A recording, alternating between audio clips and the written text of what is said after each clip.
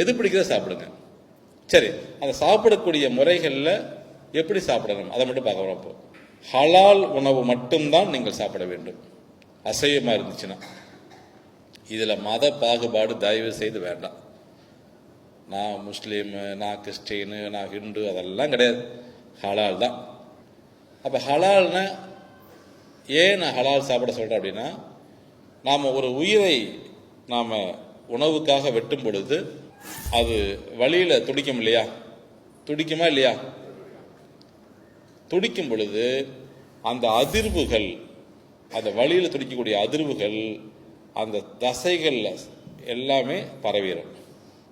பரவினதுக்கு அப்புறம் அந்த ஒரு மட்டனை, அதாவது அந்த தசையை நாம் வெட்டி சாப்பிடும் பொழுது அந்த அதிர்வலைகள் அதற்குள்ள பதிந்து இருக்கிற காரணத்தினால அது எதிர்மறையான விளைவை நமக்கு ஏற்படுத்தும். நாம் அதை சாப்பிடும் பொழுது என்ன பண்ணுவோம், அது வலியால துடிச்சதுனால அந்த தசைகள்ல அந்த வலிகள் என்ன பண்ணிருக்கோம், அதிர்வுகளாக தேங்கி இருக்கும்.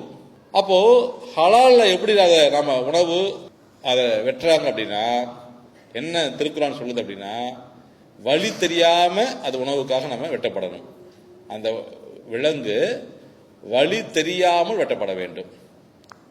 வழி தெரியக்கூடாது அப்படின்னா, மூச்சு குழாயும் உணவு குழாயும் சேரக்கூடிய இடத்தில் என்ன பண்ணுவாங்க அப்படின்னா, ரொம்ப கூரா ஒரு கத்தி, ரொம்ப ஷார்ப்பு, முன்ன கத்திலாம் இருக்காது, ரொம்ப ஷார்ப் கத்தி எடுத்து டக்குன்னு ஒரு கட் பண்ணி விட்டுருவாங்க. அவ்வளோதான். அல்லாவுடைய பேரை சொல்லி பிஸ்மில்லா டக்குன்னு என்ன பண்ணுவாங்க, கட் பண்ணி விட்டுருவாங்க. கட் பண்ண உடனே மேக்சிமம் 5 செகண்ட், எவ்வளோ நேரம், 5 செகண்டுக்குள்ள அந்த வலிகள் அடங்கிடும். நேரடியாக மூளைக்கு போகக்கூடிய அந்த வலிகள் தெரியாமல் அது உயிர் இழக்க நேரிடும். உடனே என்ன பண்ணுவாங்கன்னா, அந்த ரத்தம் எல்லாம் வெளியில் போக ஆரம்பிக்கும்.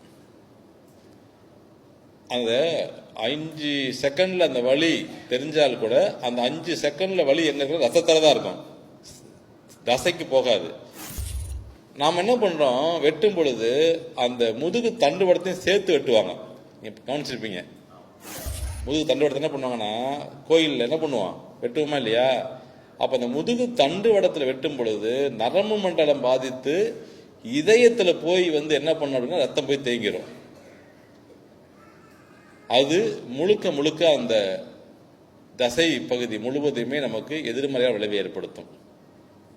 ஆனால் இந்த முறையில் ஹலால் முறையில் வெட்டும் பொழுது முதுகு தண்டுவடம் பாதிக்காது, ரத்தம் முழுமையாக வெளியேறும். இருக்கக்கூடிய அந்த 5% 5 செகண்ட் வலி மத்தியா அது கூட ரத்தம் வழியாக வெளியே வந்துடும். எந்த தசைகளிலுமே அந்த வலி உணர்வு அதிர்வலைகள் பதியாது. எவ்வளோ அறிவியல் பாருங்க. இதுதான் ஹலால். அப்போ உணவுக்காக நாம அதை வெட்டுறோம், ஆனால் வலி தெரியாமல், வலியை உணராமல் நாம் அதை உணவுக்காக எடுத்துக்கொள்கிறோம்.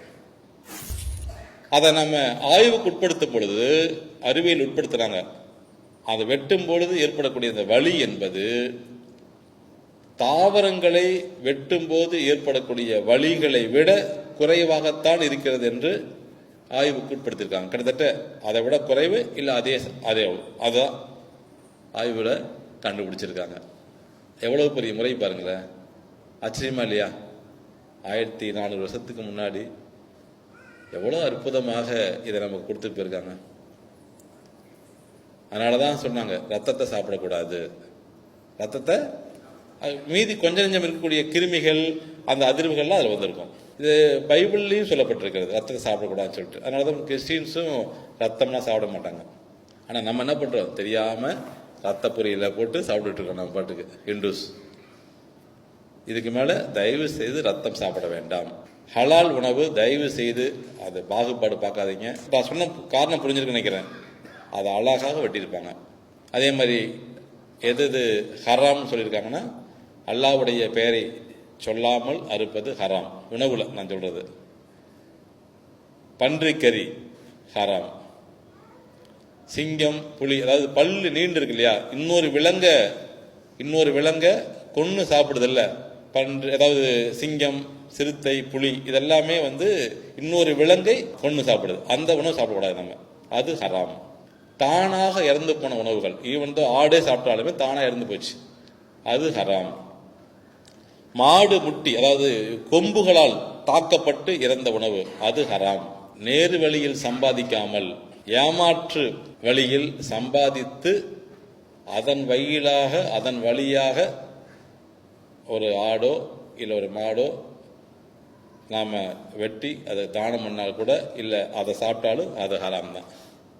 எதுக்காக சொல்ல வர அப்படின்னா, உணவுகளில் இவ்வளவு முறைகள் இருக்குது.